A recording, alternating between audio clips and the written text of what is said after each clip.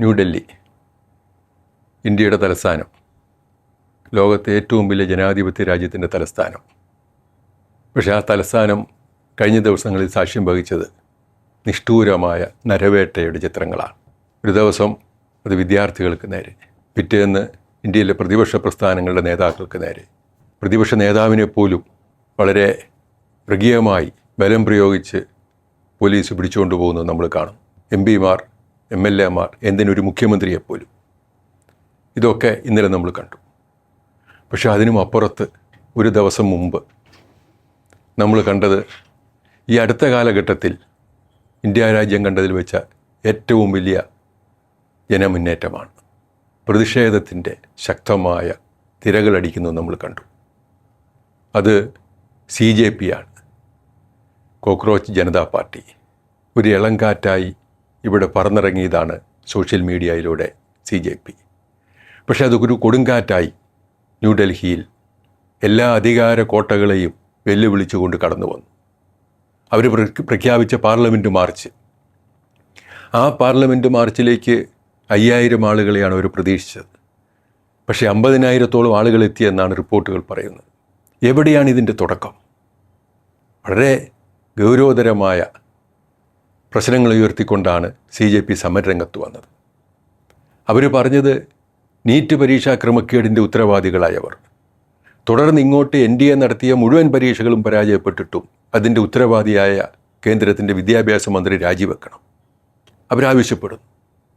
NEET പരീക്ഷയിൽ അതിൻ്റെ ക്രമക്കേടിൽ, അത് സമയത്ത് അതിൻ്റെ റിസൾട്ട് വരാത്തതിലും ബാക്കിയുള്ള കാര്യങ്ങളിലും വന്നപ്പോൾ വേദനിച്ച് മനം നൊന്ത് ഭാവിയെ പറ്റിയുള്ള ആശങ്ക, ആ ഭാരം സഹിക്കാനാവാതെ ജീവിതം ഒടുക്കിയ 22 ചെറുപ്പക്കാർ, ഈ മണ്ണിൽ പിറന്ന നമ്മുടെ കുട്ടികൾ 22 പേർ, ആ ഹോമിക്കപ്പെട്ട ജീവിതങ്ങൾക്ക് മറുപടി പറയേണ്ട ബാധ്യത രാജ്യം ഭരിക്കുന്നൊരു ഗവൺമെൻറ്റിനുണ്ട്. അവർക്ക് നഷ്ടപരിഹാരം കൊടുക്കണം, ഇതിന് ഉത്തരവാദിയായ മന്ത്രി രാജിവെക്കണം തുടങ്ങിയ കാര്യങ്ങളുമായിട്ടാണ് CJP സമരരംഗത്തേക്ക് വന്നത്. ആ സമരരംഗത്തേക്ക് വന്ന് അവർ നിരാഹാര സമരം നടത്തുന്നു, ഗാന്ധിയന്മാർ. ആ നിരാഹാര സമരത്തിൽ സോനം വാങ്ചോക്ക് പങ്കാളിയാവുന്നു. മുമ്പ് ഒരിക്കലുമില്ലാത്ത രീതിയിൽ രാത്രിയുടെ മറവിൽ, അതിൻ്റെ വെളുപ്പാങ്കാലത്തിൻ്റെ ആദ്യ യാമങ്ങളിൽ ആരെയും അറിയിക്കാതെ വെള്ള തുണി കൊണ്ട് മറച്ച് അവിടെ ആ സോനം വാങ്ചോക്കിനെ അറസ്റ്റ് ചെയ്തുകൊണ്ട് പോകുന്നു.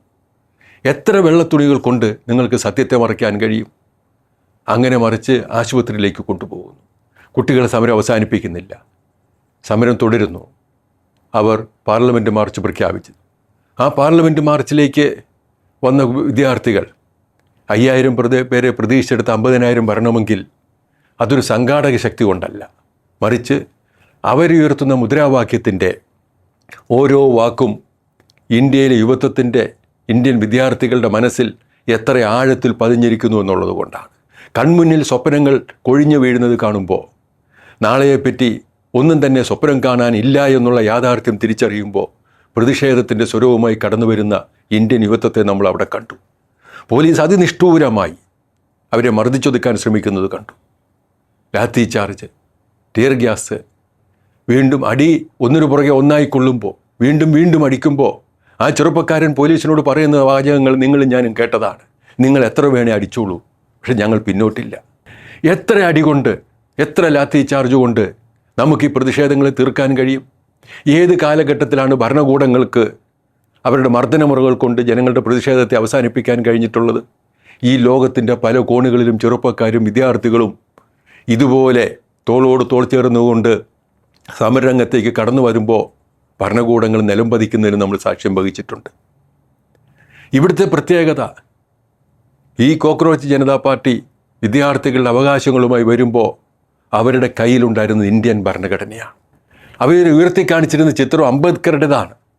നമ്മൾ മനസ്സിലാക്കണം, സ്വാതന്ത്ര്യ സമരത്തിന് ശേഷം, ഇന്ത്യൻ ഭരണഘടന ഉണ്ടായതിനു ശേഷം ആ ഭരണഘടന ഈ നാട്ടിൽ നിലനിൽക്കുന്നുവെന്ന് ഈ സമൂഹത്തെ ഓർപ്പിക്കാൻ, ഭരണകൂടങ്ങളെ ഓർപ്പിക്കാൻ ഈ ചെറിയ കുട്ടികൾ, 20ഉം 22ഉം വയസ്സുള്ള കുട്ടികൾ വേണ്ടി വന്നു. അവരുടെ കൈകളിൽ ഭരണഘടന കണ്ടു. അവർ ഉയർത്തിയ ചിത്രം അത് അംബേദ്കറുടേതാണ്, ഇന്ത്യൻ ഭരണഘടനാ ശില്പിയുടേതാണ്. ആ അംബേദ്കർ എഴുതി വച്ചിരിക്കുന്ന ആ ഭരണഘടനയിൽ കൃത്യമായി പറഞ്ഞിരിക്കുന്ന പൗരാവകാശങ്ങൾ അതുപയോഗിച്ചുകൊണ്ടാണ് സമരരംഗത്ത് വന്നത്. അവർക്ക് ഭരണകൂടം നൽകിയത് നിഷ്ഠൂരമായ മർദ്ദനമാണ്. ഈ സമരം ന്യൂഡൽഹിയിലെ എല്ലാ തെരുവീതികളിലും കണ്ടു.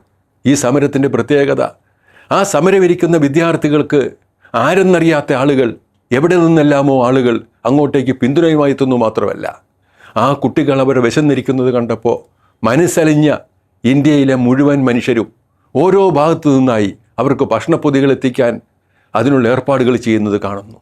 കൊറിയർ സർവീസുകളുമായി അല്ലെങ്കിൽ ഭക്ഷണം വിതരണം ചെയ്യുന്ന സ്വിഗ്ഗിയും അതുപോലെയുള്ള ഏജൻസികളും ഭക്ഷണപ്പൊതികളുമായി വരുന്നു. ഒറ്റ അഡ്രസ്സേ ഉള്ളൂ, ജന്തർ മന്തർ റോഡ്. ആ ജന്തർ മന്തർ റോഡിൽ നിൽക്കുന്ന ആർക്കും കൊടുക്കൂ എന്ന് പറയുന്ന രീതിയിൽ അവിടുത്തെ കടക്കാർ കടന്നു വരുന്നു അവർക്ക് ഭക്ഷണം വിതരണം ചെയ്യാൻ എന്ന് പറഞ്ഞാൽ ഈ സമരത്തെ ജനങ്ങൾ ഏറ്റെടുത്തു കഴിഞ്ഞിരിക്കുന്നു.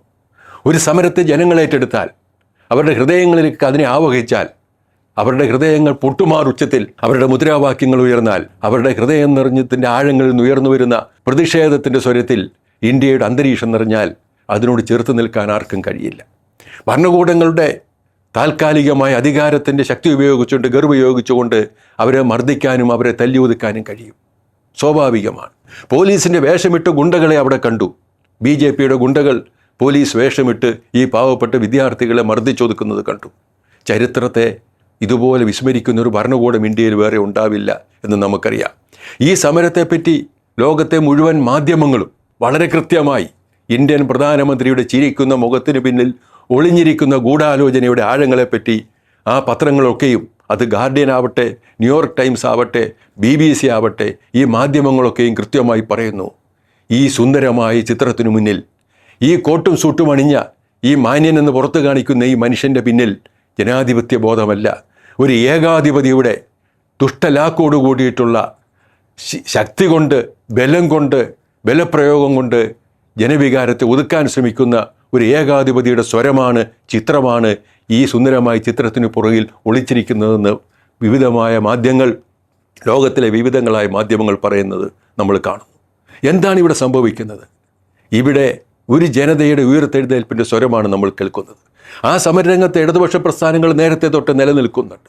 ആ സമരത്തിൽ ASFും മറ്റ് വിദ്യാർത്ഥി സംഘടനകളും ആ നിരാഹാര സമരത്തിൽ പങ്കെടുക്കുന്നു. ഈ സമരം ഇത്രയും വന്നു കഴിഞ്ഞപ്പോൾ നിരവധി പ്രതിപക്ഷ പ്രസ്ഥാനങ്ങൾ ഈ സമരത്തിന് പിന്തുണ പ്രഖ്യാപിച്ചുകൊണ്ട് അവിടെ എത്തുന്നത് നമ്മൾ കണ്ടു. കോൺഗ്രസിനെ കണ്ടില്ല. പക്ഷേ തെരുവീതികളിൽ നിഷ്ഠൂരമായി വിദ്യാർത്ഥികൾ വർദ്ധിക്കപ്പെട്ട് ജനവികാരം മുഴുവനും ഗവൺമെൻറ്റിനെതിരെ ആയപ്പോൾ ഇനി പുറകോട്ട് നിൽക്കുന്നത് ശരിയല്ലെന്ന് കണ്ടപ്പോൾ പ്രതിപക്ഷ നേതാവ് പെട്ടെന്ന് പ്രത്യക്ഷപ്പെടുന്നു. അദ്ദേഹം പ്രധാനമന്ത്രിയുടെ വസതിയിൽ പോകുന്നു. അദ്ദേഹം ചെയ്തതിനകത്ത് എന്ത് രാഷ്ട്രീയ ലാക്കുണ്ടെങ്കിലും ഞാൻ അതിനെയും അനുകൂലിക്കുകയാണ്. കാരണം കുറഞ്ഞ പക്ഷം ഈ വിദ്യാർത്ഥികളുടെ സമരത്തിലേക്ക് വൈകിയെങ്കിലും വരാനുള്ള വിവേകം അദ്ദേഹത്തിനുണ്ടായല്ലോ. ആ സമരത്തിനോടും ഗവൺമെൻറ് സ്വീകരിക്കുന്ന സമീപനം നമ്മൾ കാണുന്നുണ്ട്. ഒരു കാര്യം ഗവൺമെൻറ് ഓർമ്മിക്കുന്നത് നല്ലതാണ്, ഒരു ഭരണകൂടവും ശാശ്വതമല്ല, ഒരു ചെങ്കോലും കിരീടവും സ്ഥിരമായി നിലകൊണ്ടിട്ടില്ല. നമുക്കറിയാം, ഇത്തരം സമരങ്ങൾ ചെയ്ത വിദ്യാർത്ഥികൾക്കെതിരെ 6-8 കേസുകൾ ഇന്നലെ FIRകൾ ഫയൽ ചെയ്ത് കഴിഞ്ഞു. വിദ്യാർത്ഥികളെ തല്ലി ചതച്ചതിന് ശേഷം ആ വിദ്യാർത്ഥികൾക്കെതിരെ കേസെടുത്തിരിക്കുന്നു. ഇതിൽ രാജ്യദ്രോഹ കുറ്റമുണ്ടാവാം, ഇതിൽ പൊതുമുതൽ നശിപ്പിച്ചതിൻ്റെ കുറ്റങ്ങളുണ്ടാവാം, അല്ലെങ്കിൽ ഒഫീഷ്യൽ ഡ്യൂട്ടി തടസ്സപ്പെടുത്തി എന്നുള്ള കുറ്റങ്ങളുണ്ടാവാം. നമ്മൾ അറിയാതെ ഓർത്തു പോകും 1800-ൽ ജീവിച്ചിരുന്ന ബ്രൗണിങ് എന്ന് പറയുന്ന സാഹിത്യകാരൻ്റെ ഒരു പുസ്തകം, പേട്രിയോട്ട് ഇൻറ്റു ട്രൈറ്റർ, രാജ്യസ്നേഹിയിൽ നിന്നും രാജ്യദ്രോഹിയിലേക്കെന്ന് പറയുന്നൊരു പുസ്തകം. ആ പുസ്തകത്തിൽ അദ്ദേഹം വളരെ കൃത്യമായി പറയുന്നുണ്ട്, രാജ്യസ്നേഹിയിൽ നിന്നും രാജ്യദ്രോഹിയിലേക്കുള്ള ദൂരം എത്ര മാത്രമാണ്. ഭരണാധികാരത്തിലേക്ക് കടന്നു വരുമ്പോൾ അദ്ദേഹത്തിനെ പൂമാല അണിയിച്ച് സ്വീകരിച്ച ആയിരങ്ങളും പിന്നീട് ഭരണത്തിൽ നിറങ്ങിപ്പോകുമ്പോൾ, അത് തൂക്കുമരത്തിലേക്ക് പോകുമ്പോൾ ചുറ്റുനിന്നും കല്ലെറിയുന്ന ആളുകളുടെയും കഥ പറയുന്ന കൃത്യമായ ഒരു കഥയുണ്ട്. ഇത്തരം കഥകൾ 130 വർഷങ്ങൾക്ക് മുമ്പ് രചിച്ചതാണ്.